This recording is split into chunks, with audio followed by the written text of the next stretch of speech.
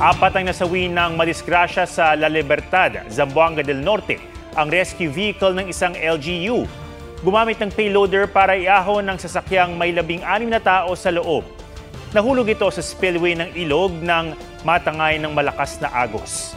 Namatay ang sakay nitong barangay chairman, anak niyang lalaki at 2 kaanak na babae. Sugatan ng 12 iba pa. Ayon sa ilang residente, sa spillway umano nag-shortcut ang driver. Hawak na siya ng pulisya at sinisikap pang makunan ng pahayag. Batay sa investigasyon, miyembro ng isang religious organization ng mga biktima na galing sa fellowship activity sa Misamis Occidental at pauwi na sa bayan ng Dumingag. Ayon sa Dumingag LGU, may permiso nila ang paggamit sa rescue vehicle.